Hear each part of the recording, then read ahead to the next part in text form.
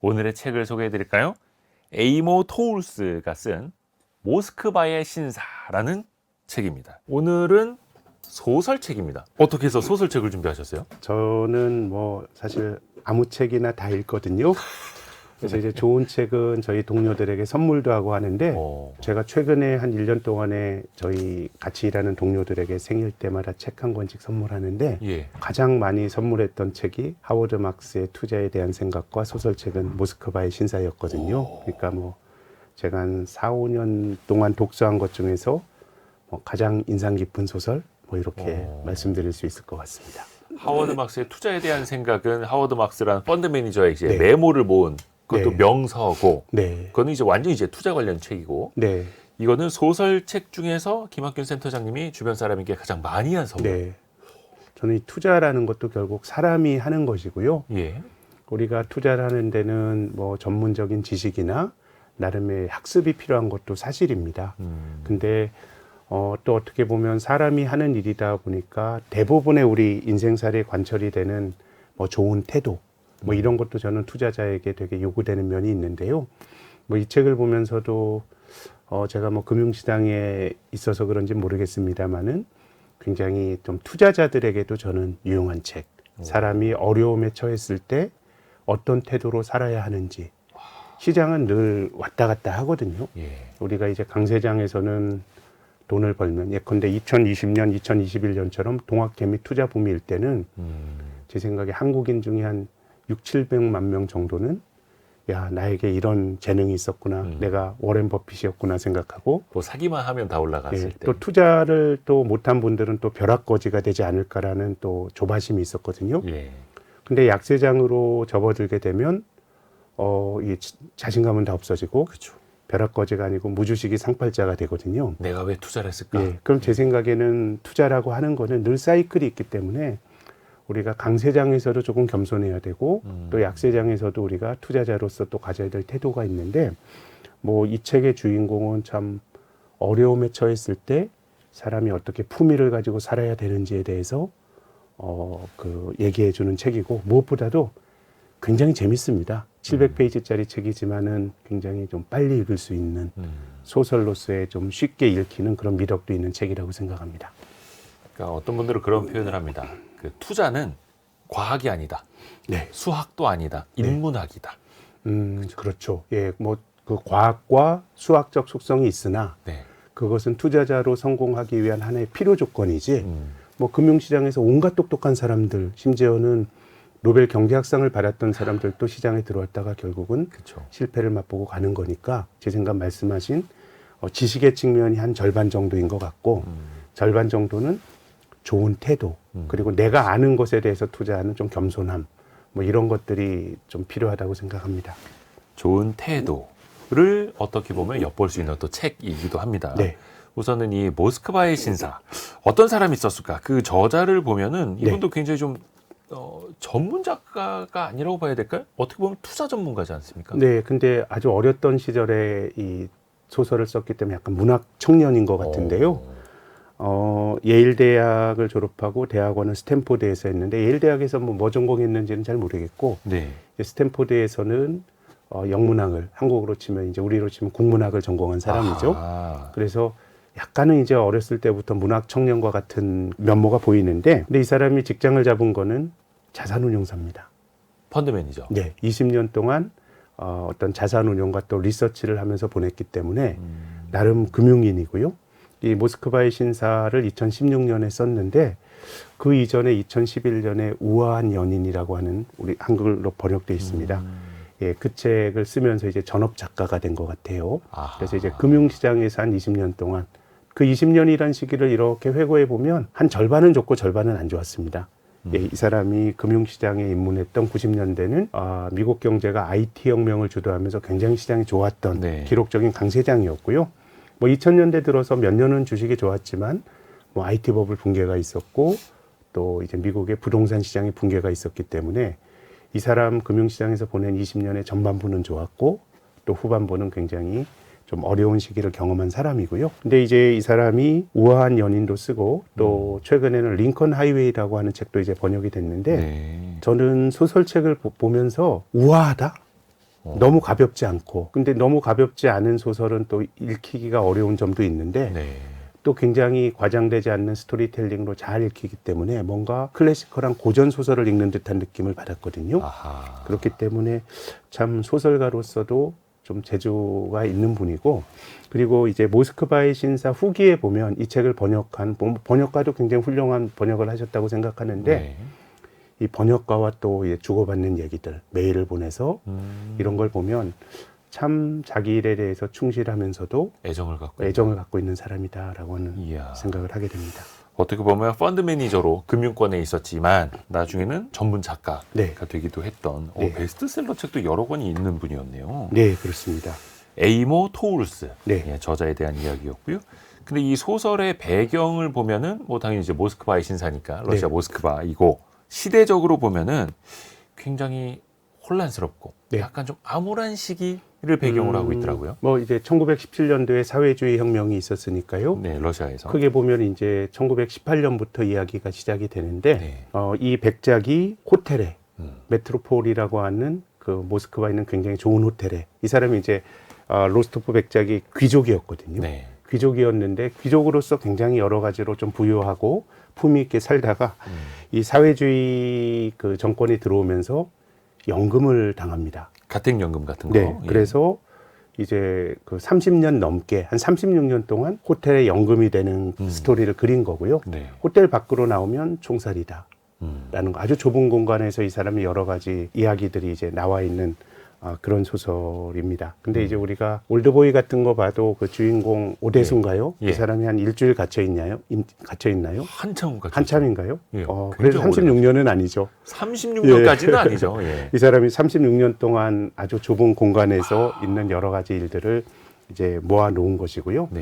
근데 어쨌든 그 1918년이라고 하는 시기는 사회주의 혁명 바로 다음 해고요. 그 러시아의 귀족들 입장에서 보면 제정 러시아의 기득권층의 입장에서 보면 뭔가 고난이 시작됐던 해로 이제 볼 수가 있겠죠. 가진 것도 많이 빼앗길 수 있고 네. 심지어 여기 주인공은 가택연금을 당했던 그런 사람이고 그 배경을 바탕으로 이제 소설이 시작이 되는 겁니다. 그렇습니다. 그 시작을 같이 우리 키워드로 들으면서 시작을 할까요? 오늘의 책 에이모 토울스가 쓴 모스크바의 신사. 이것이 궁금하다. 키워드로 풀어볼게요. 첫 번째 키워드 가택연금. 좀 전에 말씀해 주셨던 가택연금. 네. 그런데 뭐 좁은 집 이렇게 단독주택 여기가 아니라 아주 호텔에, 의리의리한 예. 호텔에 가택연금이 된 거니까 물론 이제 귀족이어서 네. 그랬다는 배경이 나오기는 하는데 이 책 속의 주인공이 네. 러시아 모스크바에 있는 메트로폴이라는 좋은 호텔에 연금이 됩니다. 근데 어떻게 하다가 네. 이 연금형에 처해진 걸까요? 1918년은 사회주의 혁명이 나고 바로 이듬해입니다. 예. 이제 러시아 사회가 재정 사회의 어떤 재정 국가에서 황제가 있었던 사회주의 국가로 바뀌는 과정이고 네. 뭐 그 과정에서 기득권층에 대한 숙청이 많이 이루어졌습니다. 러시아의 로마노프 황제의 마지막 황제인 니콜라스 2세는 결국 사형당해서 죽었잖아요. 그런 것처럼 이 로스토프 백작도 기득권 세력입니다. 그렇기 때문에 어떻게 보면 숙청의 대상인데 이 사람이 1913년에 한 시를 발표합니다. 근데 이 시가 네. 약간 사회주의자들이 볼 때는 저항시의 성격이 그런 문구가 좀 있었거든요.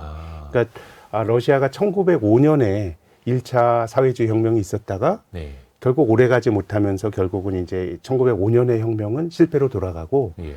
그 이후로 짜르 왕조가 계속해서 이제 지속이 됐던 거거든요. 네. 그리고 사회주의자들 탄압을 하고.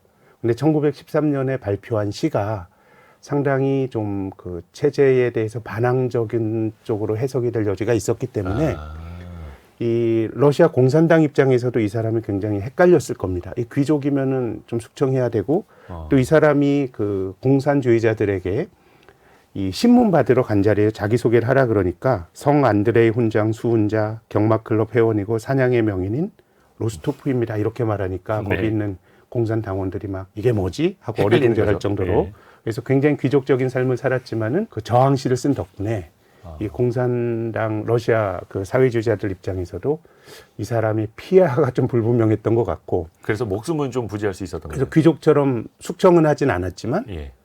그렇지만 나오지 마.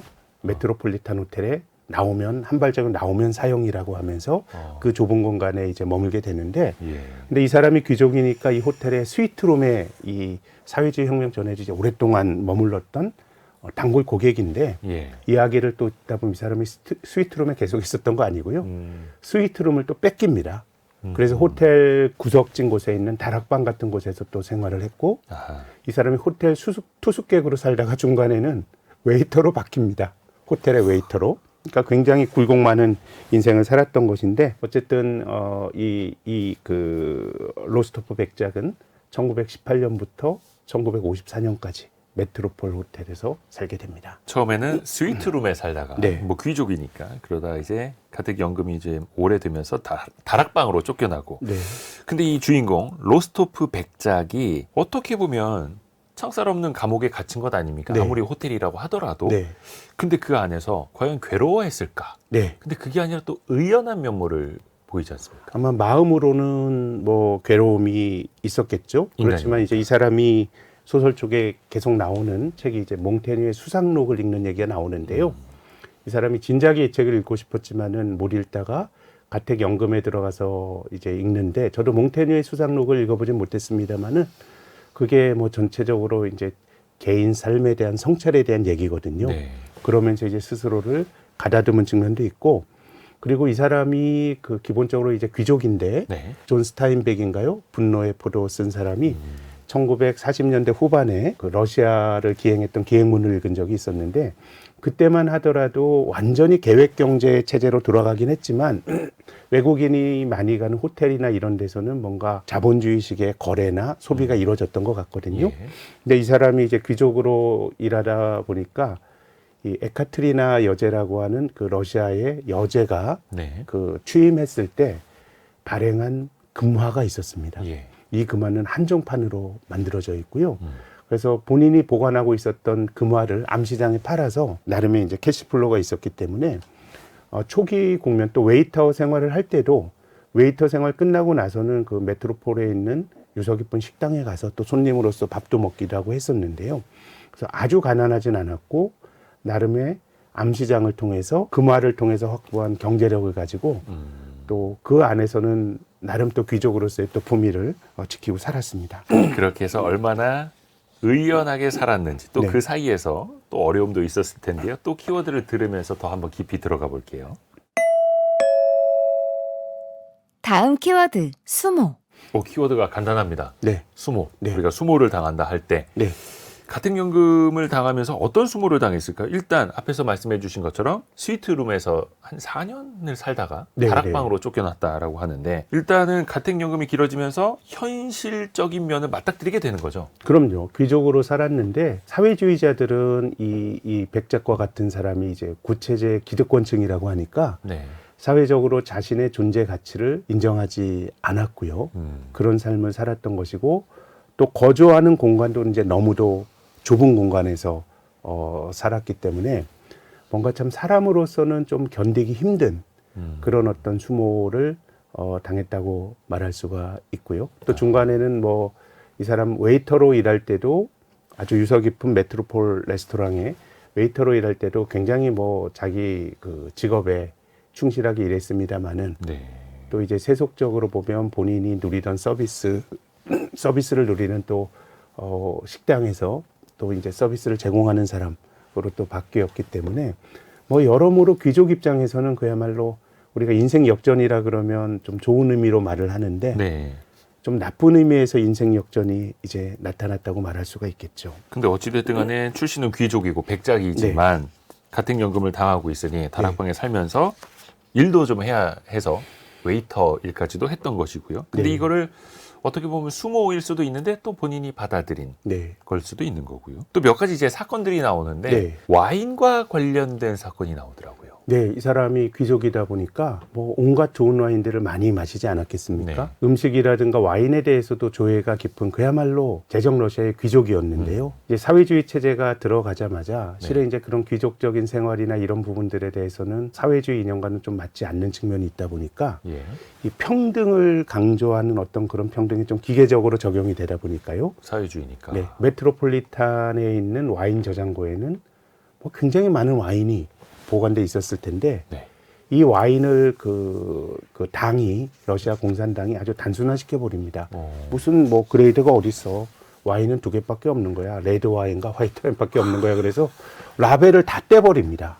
아, 그 비싼 예. 와인들의 이름, 네. 명칭, 브랜드 이걸 다 떼버린다고요? 예, 어떻게 보면 굉장히 기계적인 좀 이제 경직주의적인 좀 사회주의 모습이 드러났다고 생각이 되는데, 그러니까 이 메트로폴 호텔 지하에 있는 와인 저장고. 와인 저장고에서 이제 와인을 구별하지 못하게 되는데, 아, 그래도 이제 그랬겠네요. 이런 일화가 또 나옵니다. 이 와인 병이 또 보면 이제 어느 지역에서 나왔는지도 요즘도 좀 차이가 나거든요. 와인 병의 병의 모양이요? 외양을 보면 이게 뭐 어떻게 보면 나파밸리 와인인지 부르고뉴 와인인지 대략 스타일이 있는데, 어허. 이 사람은 이제 와인 그 애호가이다 보니까 예. 그 사람이 이제 나름의 자신이 아는 와인을 이 와인병을 잡으면서 그립감을 가지고 잡아서 이게 어떤 와인인지라고 하는 얘기도 나오니까 귀족 출신이다 보니까 와인 병만 봐도 어떤 와인인지 나름의 아는. 좀 신미안이 있었던 사람인 거죠. 네. 어떻게 보면 이제 사회주의가 득세를 하면서 모든 걸 다 이제 평등으로 네. 치환을 시켜버리더라도 이 귀족의 몸에 뭔가 남아있었던 걸로는 그럼요. 다 네. 구분이 됐던 거고, 또 이걸로 그 현실에도 잘 적응을 했었을 수도 있는 거고요. 그렇습니다. 웨이터 그렇습니다. 역할도 했던 거고요. 귀족으로서. 근데 이제 이 책에서도 이제 주요 메시지 중에 하나가 그런 분노에 휩싸여서 평생을 산다라기보다는 네. 또 상실감 때문에 뭔가 되게 마음 아파하면서 평생을 산다라는 것보다 네. 현실을 되게 유연하게 받아들인다라는 거잖아요. 네, 네, 그렇습니다. 요즘 말로는 회복 탄력성? 네, 회복 탄력성인데요. 이렇게 표현할 수 있겠고요. 뭐 이게 뭐 귀족들이 뭐 다 그런지 모르겠습니다만은 이 사람의 아버지가 이제 이런 얘기를 했습니다. 이게 그 백작의 아버지죠. 우리에게 원한을 품는 사람이 이제 존재할 수 있는 건데, 네. 일반적으로 이 원한을 품은 사람을 대할 때 있어서 내가 굴복해 버리면 조금 뭐 자존심은 상하고 그럽니다만은 뭔가 좀 이제 마음은 편해지는 이제 이런 관계가 설정이 되는데, 이 사람은 이제 아버지가 하신 그 조언은 그와는 완전히 반대되는 방법으로 대담하고 단호한 태도를 취하는 것도 나름의 그 어려운 상황을 극복하는 데 도움이 된다라고 하는데, 네. 근데 이 대담하고 단호한 태도가 귀족으로서 상대방을 무시하고 뭐 이런 위약적인 태도가 아니고요. 이 백작은 그냥 뭐 상황이 나쁘더라도 내 삶의 품위를 이제 지킨 거예요.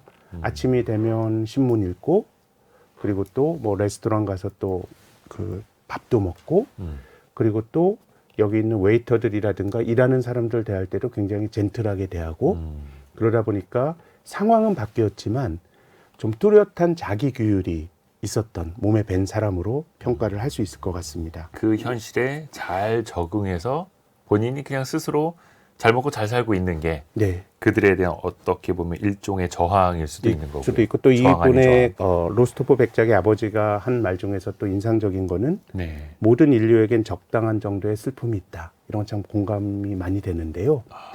누구나 우리가 살면서 다 자기 그늘이나 예. 어느 정도는 좀 우울을 지니고 사는 거거든요. 타인이.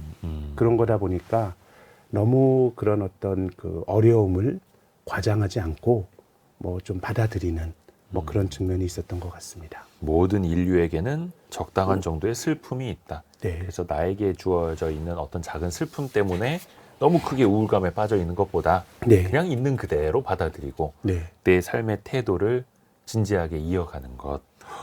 좋은 표현입니다. 또 다음 키워드를 들어보면은 더 좋은 이야기 이어갈 수 있을 것 같습니다. 같이 들어보시죠. 다음 키워드는 품위. 귀족이고 네. 백작이고 네. 헌데 가택연금 당한 처지고 네. 웨이터 일도 해야 하는 처지고 네. 책 내용을 보면 뭐 그냥 수염을 강제로 이제 깎기도 깎이기도 했던 하고. 네.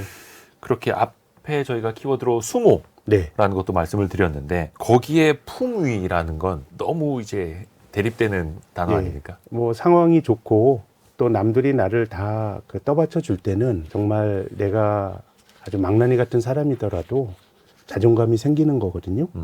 근데 이제 이 사람은 그야말로 환경이 완전히 바뀌었음에도 불구하고 품위를 지키는 건데, 우리가 사회주의가 가지고 있는 좀 관료적인 특성, 아주 경직적인 특성, 이런 것들은 우리가 문헌 자료로 이제 많이 접했는데, 네. 이 사회주의 혁명이 났습니다마는 그럼 특권 계급이 없었던 거 아닙니다. 러시아의 귀족들이 메트로폴 호텔에서 연애를 했던 거를 네. 사회주의 고위 관료들이 합니다. 우리가 이제 노멘클라투라라 그러죠. 사회주의의 기득권 세력들이 막 하는데, 그냥 당사자만 달라졌을 뿐. 예, 뭐 나름의 이제 기득권 세력이 생기는 것이죠. 그렇죠. 근데 웨이터로 일하면서 이제 그들에게 봉사해야 될 입장인 건데요. 참 보통 사람의 마음으로는 내가 여기서 굉장히 좀 이제 직결 사용을 받으면서 했던 연회석에서 그렇죠. 내가 어떤 일을 반대 입장에서 하게 되는 건데요. 내가 귀족인데. 네. 그럼에도 불구하고 굉장히 겸손하고 어. 또 자신이 맡은 일에 대해서 되게 성실함을 보여주고 있는 것이고요. 그래서 좀 품이라고 하는 거는 시장도 마찬가지라고 하는데 혹은 인생사도 마찬가지라고 보는데요. 어려울 때 나오는 것 같아요. 사실 뭐 다 좋을 때는 사업을 해도 얼마나 관계가 좋고 세상이 좋겠습니까? 그렇죠. 잘 될 때도 예. 옆에서 사람들이 모이죠. 예, 근데 이제 어려워졌을 때 자신이 어떻게 보면 그 품위를 지킨다는 것은 매우 어려운 일인데요. 이 로스트포 백작은 그런 모습을 잘 보여주고 있고, 다만 제가 이제 품위 이렇게 얘기하면 나와는 다른 세상의 사람일 수 있고 또 약간 속된 말로는 좀 재수없어 보일 수도 있는데 그죠. 아예 그냥 태생이 귀족 아니냐 네, 그 근데 사람은 그렇진 또 않아요. 이럴 수는 있는데. 뭔가 자기 삶에 대한 진정성이나 이런 것들이 있는 품위이기 때문에 굉장히 저는 보면서 좀 마음속에 울림이 많았던 책이었습니다. 되게 자존감이 높은 주인공이긴 한데 네, 귀족 출신이긴 하지만 네, 그 진정성과 자기 삶에 대한 태도는 그게 네. 당시에 로스토프 백작과 같은 귀족이 아니더라도 네, 이 책을 네. 오늘날 읽고 있는 사람에게도 네, 뭔가 영감을 줄 수 있다. 네. 이런 메시지 같습니다. 그러면 어떻게 보면 이제 신사의 품격인데 그게 어디에서 어떻게 나온 건지도 키워드를 통해서 한번 들어볼까요? 여기서 잠깐! 모스크바의 신사를 관통하는 핵심 구절 정리하고 갈게요. 고난은 여러 형태로 나타나며 인간은 자신의 환경을 지배하지 못하면 그 환경에 지배당할 수밖에 없다. 고난은 여러 형태로 나타난다. 인간은 자신의 환경을 지배하지 못하면 그 환경에 지배당할 수밖에 없다. 네. 이건 어떤 의미인 멘트일까요? 어려움이 있을 때는요, 제 생각에 어려움에 있을 때 자기 관리를 좀 잘해야 되는. 그러니까 지금 뭐 잘 풀릴 때의 환경이란 건 다 내가 주도권을 가지고 이제 풀 수 있는 건데요. 저는 이제 골프를 안 칩니다만은 이 골프 선수들이 우승하기 위해서는 나쁜 샷을 잘해야 될 것 같아요. 나쁜 샷을 홀에서 잘해야 된다. 너무 많이 까먹지 않고. 아하. 또 이제 제 주변에서 이제 공부 오랫동안 하는 이제 오래된 시험을 뭐 고시 같은 거 봤던 사람들 보면 이것도 이제 사람들이 컨디션이 있는 건데 컨디션이 나빴을 때도 자기 페이스를 좀 기본으로 지키는 사람들이 어느 정도는 좀 전체적으로 그 사람의 인생이 의미가 있어지는, 물론 뭐 시험 합격과 뭐 꼭 이런 걸 연결시키는 아닙니다만은. 그리고 또 야구 선수 역시 우리가 뭐 3할 타자인 양준혁 같은 사람은 정말 위대한 타자지만 네. 뭐 잘 안 맞을 때는 이제 뭐 방망이도 좀 짧게 잡고 또 뭐 이렇게 뭐 아주 열심히 뛰고 그러다 보면 내 안타가 나오는 거고요. 그렇죠, 그렇죠. 그래서 우리가 이 2할 9푼을 치는 타자도 매우 훌륭하지만 사실 3할 타자와 2할 9푼 타자는 받는 연봉의 차이도 많이 나고 그렇죠. 기본적으로 이제 조금 이제 다른 레벨의 사람인데, 그러면은 야구 선수가 100번 나와서 30개 안타 치면 3할이고요. 29개 치면 2할 9푼입니다. 네. 그럼 어떻게 보면 3할 타자도 70번 죽는 거거든요. 예. 그럼 그때 내가 나쁜 볼 안 치고 열심히 뛰고 내 안타 하나 만들면 3할이 되고 아니면 2할 9푼이나 2할 8푼이 되는 거거든요. 이야. 그렇기 때문에 이제 환경을 지배한다라는 책의 구절이 나옵니다마는 이것을 내가 아주 우월적인 지위에서 뭔가 환경을 내가 컨트롤한다라는 의미보다는 좋을 때나 나쁠 때나 나의 페이스를 인간으로서의 나의 품격을 가지고 좀 지키는 게 좀 필요하다라는 그런 이야기를 전 했다고 생각합니다. 아니 이 책이 그렇게 의미가 깊은 책이었는 줄은 김학균 센터장님을 만나기 전에 몰랐네요. 또 뭐 읽다 보면 또 다르게 느껴지실 수도 있을 것 같은데요. 네. 근데 정말로 좋은 해석을 해주신 거고 어떻게 보면 그냥 속된 말로 이제 아무리 안 좋아도 평타는 친다라는 네. 건데 그게 안 좋을 때 그냥 멘붕에 빠져서 와르르 무너지고 그냥 나락으로 떨어지는 게 네. 아니라 네. 그럴 때일수록 본인도 변형을 하는, 내가 홈런 타자인데 내가 3할 타자인데 이러면서 끝까지 방망이 길게 잡고 힘을 들이는 게 아니라 그럼요. 힘을 빼고 방망이를 짧게 잡고 더 열심히 달리고 그럼요. 그렇게 하면서 또 투자를 하다 보면 이 시장이란 건 사이클이 있기 때문에 굉장히 어려운 시기가 오거든요. 그럼 우리가 그런 거 손실에 그 자유로운 사람이 누가 있겠습니까? 워렌 버핏과 같은 투자의 대가도 뭐 투자하다 보면 자기 자산이 투자 자산이 한 반토막 났던 게 뭐 10여 년에 한 번 정도는 이제 나타나거든요. 네. 주식시장이 반토막이 나니까. 예.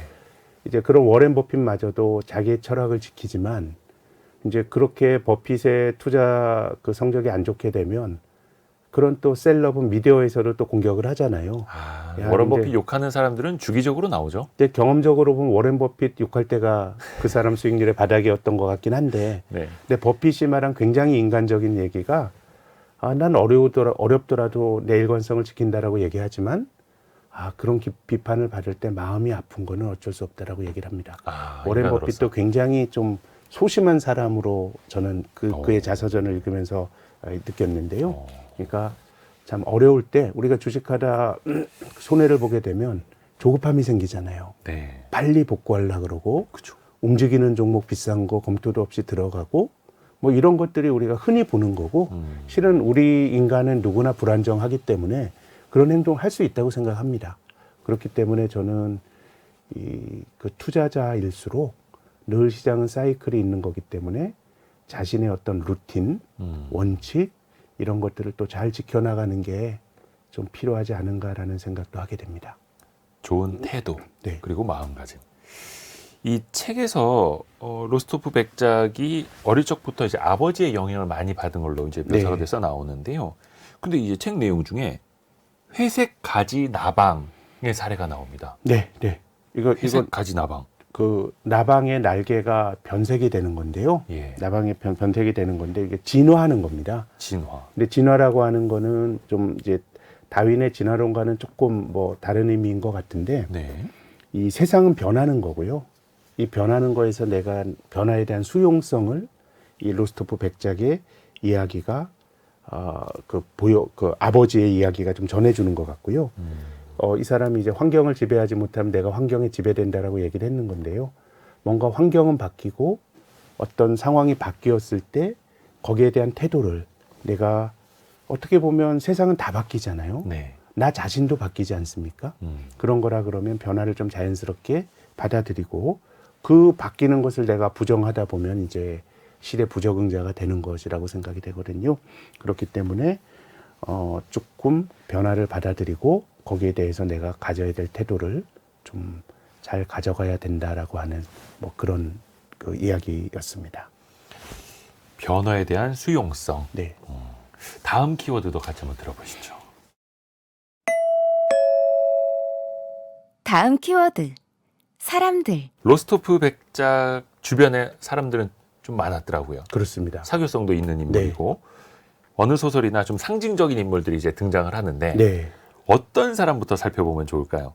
여기 뭐 대학 동기가 네. 나오기는 하는데요. 역시 그 로스토프 백작과 같은 아주 부자는 아니었지만 네. 대학 동기이기 때문에 제정 러시아에서 대학 동기라 그러면 상당히 사회적으로는 뭐 지금은 좀 중산층 이상이었을 것 같고요. 네. 이 사람 미시카라고 하는 그 로스토프 백작의 대학 동기야말로 네. 문학 청년입니다.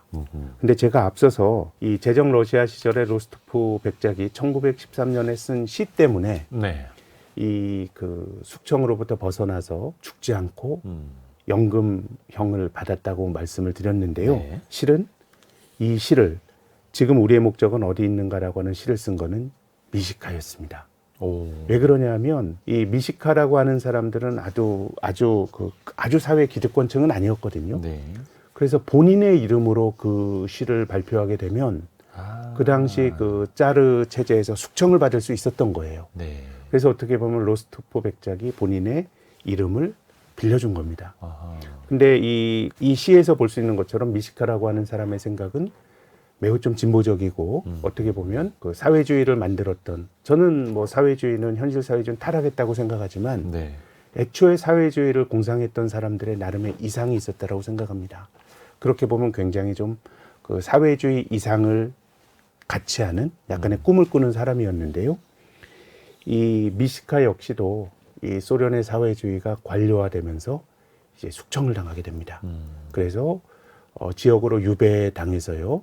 그러니까 유배라고 하는 게 뭐 시베리아로 가고 이런 건 아니지만 큰 도시 모스크바 같은데 이제 못 오게 하고 이런 뭐 그 제재를 받게 되는데요. 네. 이 사람 역시 그 소련이라고 하는 그런 어떤 그 사회 공동체가 거의 이제 1917년의 사회주의 혁명 이후로는 나름의 이제 이상주의적인 열정이 있었다고 생각합니다. 네. 근데 한 1938년부터 뭔가 이제 스탈린에 의한 숙청이 시작이 되고요. 뭐 부하린이라든가 같이 혁명을 했던 사람들 뭐 다 죽여버리잖아요. 트로츠키 같은 혁명의 동지도 멕시코까지 자객을 보내서 죽여버리고 뭐 이런 일들이 벌어집니다.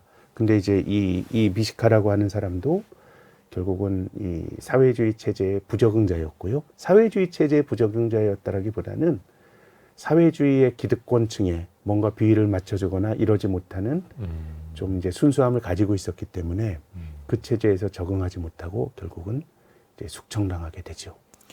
되게 좀 대조적이죠. 로스토프 백작이 살아남은 것과 네. 미시카가 숙청을 당한 것과 오히려 짜르 시대에 숙청당하지 않고 사회주의 체제에서 숙청당했다라고 하는 거는 또 나름의 상징성이 있는 것 같습니다. 그리고 어느 소설이나 영화나 사실 이 러브라인이 빠지질 않지 않습니까? 네네네. 이 책에서도 좀 러브라인이 나오죠. 우르바 연금당한 노바라고 상태에서 하는 한 여성이 옵니다. 한 여성이 오는데 이 사람이 이제 여성 영화 배우입니다. 안나 우르바노바라는 네. 유명한 배우가 배우라는 옵니다. 거죠. 근데 메트로폴 호텔의 로비에서 예. 그 여배우가 사냥개 2마리를 가지고 옵니다. 오. 근데 굉장히 사냥개는 훈련을 잘 받은 개인데 거기서 뭔가 이 사냥개들을 제대로 이제 컨트롤하지 못해가지고 네네네. 그 개들이 막 난동을 피웁니다. 호텔에서. 네. 근데 이 귀족들은 사냥을 하면서 또 사냥개 다루는 법도 배우는지 이때 로스토프 백작이 등장해서 진짜 이제 소설이네요. 네, 휘파람을 휙 불면서 이 사냥개들을 잘 이제 조련을 합니다. 예. 그러면서 이제 두 사람이 요즘 말로 소위 썸을 타게 됩니다. 그래서 이제 이 여배우가 호텔에 묵을 때 로스토프 백작이 또 그 방으로 가서 나름의 또 이제 또 로맨스를 만들기도 합니다. 가택연금 중에도 네. 그런 또 이제 러브라인이 참 등장하고요. 보니까 귀족들이 참 많은 걸 배웠나 봐요. 강아지도 잘 다루고 와인도 잘 알고. 예. 진짜 그 영화나 드라마 속에 나오는 주인공들. 네. 근데 모든 걸 다 그렇게 할 줄 아는 귀족. 뭔가 이렇게 좀 이질감을 느껴지기보다는 뭔가 좀 인간적인 느낌이 나는 게 이 소설에 나오는 로스토프 백작의 저는 매력이라고 생각합니다. 아하. 이런 거 참 영화나 드라마로 만들어지면 또 재밌을 것 같습니다. 그 아마도 연기를 하는 사람이 이게 입장에서. 미국에서도 그 책이 많이 팔려가지고요. 이게 2016년에 나온 책이거든요. 네. 한국에서 몇 년 후에 번역이 됐고, 저는 영화화도 될 것 같기도 합니다. 굉장히 흥미로운 스토리잖아요, 그렇죠? 스토리도 그렇고 의미도 좋고요. 네, 또 여기에서 백작의 인생을 바꾸는 몇몇 주인공들이 나오는데 네, 인물들 네, 꼬마 소녀와 네, 어떤 또 우정도 이야기가 있네요. 네. 이 메트로폴 호텔에 백작이 연금이 됐을 때 네. 이제 공산당 간부가 지방에서 있다가 이제 모스크바로 온 모양입니다. 그래서 메트로폴 호텔에 장기 투숙하게 됩니다. 그때 아주 어린 딸 니나가 있고요. 이 니나는 굉장히 호기심 많고 또 에너지가 넘치는 소녀였습니다. 그래서 이 로스토프 백작이 그 니나를 쫓아다니면서 친구가 됩니다. 그래서 뭐 여러 가지 예절도 가르치지만 훔쳐보기도 합니다. 예컨대 그 아주 큰 홀에서 네. 그 이 사회주의 지도자들이 집회를 할 때 그 홀의 발코니 높은 층으로 니나와 같이 기어가서 그것을 이제 몰래 훔쳐보기도 하고요. 또 기어가다가 백작의 바지가 터집니다. 바지가 터져서 네. 또 수선하기도 하고. 그래서 꼬마 친구지만 백작과 굉장히 정서적인 교류를 했던 이런 친구인데 이 니나 역시 러시아 공산당 간부의 딸이었으니까요. 그래서 이제 지금도 중국에 뭐 공청단 이런 거 있지 않습니까? 공산주의 청년단 해가지고 얼마 전에 이제 죽은 리코창 같은 사람도 어떻게 보면 그 사회에 엘리트로 교육을 받는 그런 어떤 집단이 있는데 예. 그래서 이제 그 당시 이제 그 소련에서는 꼼소몰이라 그래서요. 커뮤니스트 스몰 뭐 그런 뜻일 것 같아요. 어린 공산주의자 그룹에 이제 들어가게 되고 그래서 뭐 여러 가지로 뭐 활동을 하다가 결혼을 하게 되는데요. 결국 그 니나와 결혼했던 니나의 남편 역시 꼼소몰에서 만났던 이 정치적 동지인데 네. 역시 이 사람도 이유가 나오진 않습니다만 숙청을 당하게 됩니다. 그래서 어떻게 보면 그 사회주의 체제의 특권층이었던 니나 역시 음. 신분이 떨어지게 되는 아하. 그런 이야기들이 소설책에 나옵니다. 그 체제 하에서 좀 뭔가 불안정한 사회상을 네. 또 좀 보여주는 것 같고요. 그런데 그 30년 넘게 가택연금을 당하다 보니까 네, 나중에 그 꼬마 소녀였는데 네. 니나가 네. 성인이 되죠. 네, 성인이 돼서도 인연이 계속해서 이어지는데 어떤 중요한 또 사건이 발생합니다. 네. 니나는 그 꼼소몰에서 만났던 남편과 결혼해서 딸을 낳습니다. 예. 근데 남편이 숙청을 당해서 음. 본인도 어떤 그 러시아의 당시 소련의 오지로 떠나야 될 입장이 됩니다. 그래서 딸을 육아할 입장이 못 되기 때문에 네네네. 메트로폴 호텔에 나타나서 자신의 딸을 백작에게 맡깁니다. 주인공은 로스토프 백작에게 네, 그러니까 자기는 어렸을 때부터 함께했던 이제 좀 나이 차가 많이 나는 친구니까 네. 이 그래도 백작에게 굉장히 딸을 이제 맡기는 거예요. 정서적으로 교감이 많이 됐던 것 같고요. 네네네. 딸을 맡기고 그래서 로스토프 백작이 그 딸을 맡아서 키웁니다. 그 당시 나이가 이 주인공이 40대 정도 됐을 것 같아요. 네네. 예, 로스토프 백작은 이제 미혼이었고요. 딸을 키우면서 또 이 당돌한 엄마 닮았으니 얼마나 당돌하고 똑똑한 딸인데요. 네. 굉장히 음악에도 재능이 있고 그래서 이 딸을 키우면서 약간 좌충우돌하는 이야기가 나오고 또 제가 이 소설에 나오는 인물들 중에서 호텔에서 그 로스토프 백작과 이 사람이 그 귀족이었던 시절부터 그 교류를 했던 스페셜리스트 전문가라고 말씀드리고 싶습니다. 네. 요리하는 셰프도 전문가고요. 또 거기 나온 에밀이라고 하는 수석 웨이터도 전문가입니다. 네. 굉장히 이제 섬세한 취향 손님들 잘 맞춰주는 어허. 그야말로 전문 직업인인데요. 각각의 자기가 맡은 분야에서 네, 심지어는 메트로폴 호텔 지하에 있는 니나와 같이 이제 기어가다가 바지가 터졌을 때 바지를 기워줬던 그 여성 그 재단사도 예. 굉장히 이제 정서적으로 유대감을 가지고 음. 일상적인 교류를 하는 사람들이었는데요. 그래서 이들이 그 딸을 키우는데 좀 이제 도움을 주는 얘기들이 나오고요. 그리고 저는 이 책의 반전이 뭐 그렇게 썩 좋진 않았습니다만 조금 스포일러가 될 것 같아서 이제 말씀드리진 않겠습니다만은 네. 마지막 100페이지 가면 막 이런저런 얘기들이 나옵니다. 이 딸이 정치적으로 파리에 가서 망명을 하게 되는데요. 뭐 우당탕탕 얘기들이 나오는데 아무튼 그 중년의 사내가 육아를 하는 모습들도 굉장히 정겹게 그려지고요. 그래서 니나의 딸이 아주 어렸을 때 뭐 입양이 된 거 아니거든요. 네. 이제 자의식이 있을 때 입양이 됐습니다. 예, 그래서 예, 뭐 이 사람이 나를 낳아준 아빠가 아니란 건 알 수 있지만 네. 어느 순간 되면 이 니나의 딸인 소피아가 소피아. 이 백작을 아빠라고 부릅니다. 예, 아빠라고 부르고 이 사람도 정말 아빠처럼 키워준 아빠. 딸과 교류하듯이 그런 어떤 정서적인 유대 관계를 맺는 모습이 책의 중반부 이후에 굉장히 중요한 스토리 라인입니다. 어떻게 보면 니나와 함께 뛰어놀았듯이 소피아를 또 그렇게 애지중지하면서 본인이 이제 키워 네. 준 거고요. 다음 키워드도 한번 같이 들어보시죠. 다음 키워드, 견딘다는 것. 이것도 굉장히 상징적인데요. 견딘다는 것이 어디 책에 딱 나오는 키워드입니까? 아니면 센터장님이 꼽아주신 겁니까? 저는 이거는 투자자들에게 꼭 드리고 싶은 말씀입니다. 예. 그러니까 어떻게 보면 우리가 이야기한 것이 로스토프 백작은 자신의 품위를 가지고 굴욕을 견딘 거거든요. 굉장히 이제 극적인 소설이니까 나타날 법한 그야말로 극적인 인생의 반전이 있었는데요. 그렇죠. 저는 투자자들이 느끼는 어떤 반전은 이 로스토프 백작보다 더 자주 나타납니다. 왜냐하면 모든 자산 가격에는 사이클이 있는 거거든요. 예. 강세장과 약세장이 이렇게 마련인 것이거든요. 근데 저는 어떻게 보면 주식이라고 하는 게 정답이 없죠, 그렇죠? 네. 그렇지만 팔지 않으면 손실이 확정되는 건 아닙니다. 내가 10,000원의 주식 샀는데 5,000원으로 지금 손해를 보고 있다 그러면 평가손일 따름이고요. 네. 뭐 기회비용도 좀 있겠습니다만. 있겠습니다만 어쨌든 손실이 확정된 건 아닌데 이제 우리가 늘 고민을 해야 되죠. 혹시 내가 모르는 악재가 있는 거 아닌가? 시장에서 장기 투자라 그래서 늘 되는 거 아닙니다. 그렇죠. 내가 이제 약세장에서 내가 손해본 주식을 들고 있는데 그 주식은 망할 수 있고요. 또 전체적으로 보면 주식시장은 장기 투자라고 하는 개념은 제 생각에는 주식시장 총량적으로 보면 주가 지수는 장기 투자를 하게 되면 나쁠 때 사면은 이길 확률이 굉장히 높거든요. 네.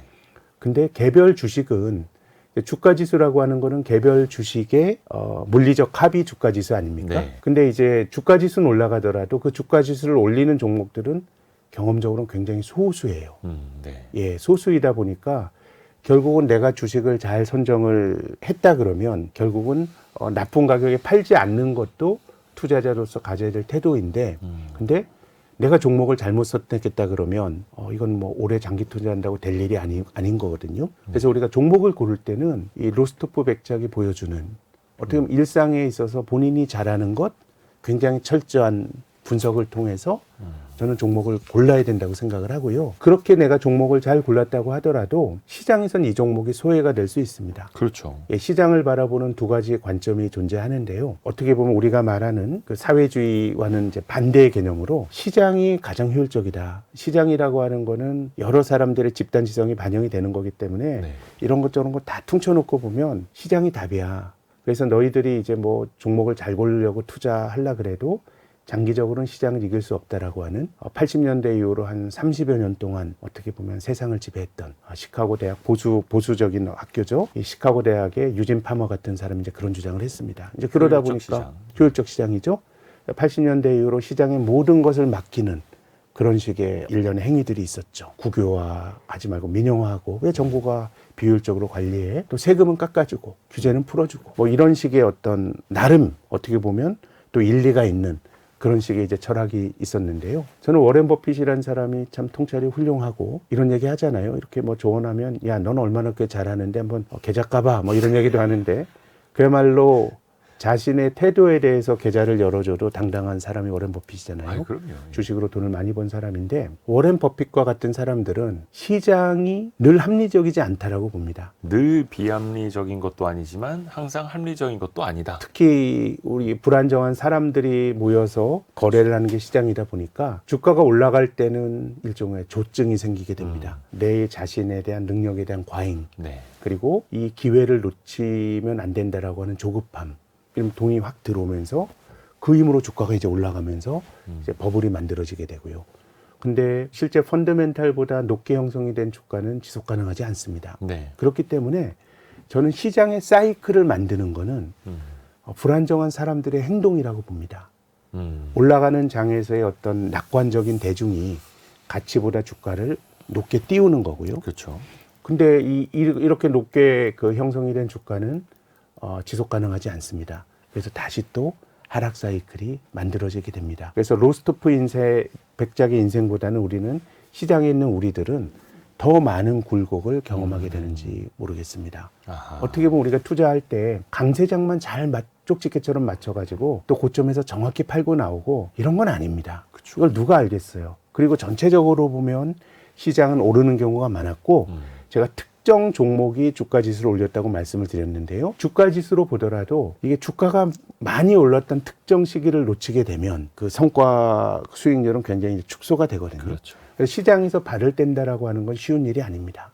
그래서 저는 투자자들 입장에서는 백작이 모든 일에 내가 성실히 하고 본인이 하는 일을 잘하듯이 주식을 살 때도 매우 신중해야 된다고 생각합니다. 그래서 워렌 버핏 같은 사람이 그런 얘기를 했거든요. 주식을 너무 부주의하게 산다. 내 인생의 주식을 20번밖에 살 기회가 없다고 생각을 하면 아하. 그렇게 부주의하게 주식을 사겠느냐라는 거죠. 아하. 그래서 워렌 버핏이 주식 투자를 통해서 굉장히 거부가 됐지만 이 사람 거부를 만들어준 종목은 매우 소수입니다. 지금 뭐 애플이 이 버핏의 자산을 많이 늘려줬고요. 또 아메리카 익스프레스, 코카콜라, 네. 그 보험회사 가이코라고 하는 거죠. 그러니까 결국 투자라고 하는 것은 이제 그런 것들을 내가 신중하게 고르는 게임이니까 그래서 그 로스토프 백작이 귀족으로서 어떤 일을 할 때, 심지어는 웨이터로 일을 할 때도 굉장히 성실하고요. 거기에 대해서 업의 본질에 대해서 잘 알고 있습니다. 거기 충실하게 하는 거예요. 귀족으로 살아가건 웨이터로 일하건. 그럼 투자자는 투자 대상에 대해서는 깊이 있게 알아야 되는 것이고요. 그래서 그런 알미 제 생각에는 투자자가 가져야 될 그 첫 번째 태도인 것 같고 이것은 우리가 대표님과 처음에 얘기를 나눴던 지식이라든가 이런 영역일 것 같습니다. 나머지 반은 태도인데요. 앞서서 제가 시장이 답이다라고 하는 효율적 시장 가설의 입장에서 보면 저 우리들의 행동 속에 모든 그런 것들이 좀 많이 녹아 있는 것 같아요. 네.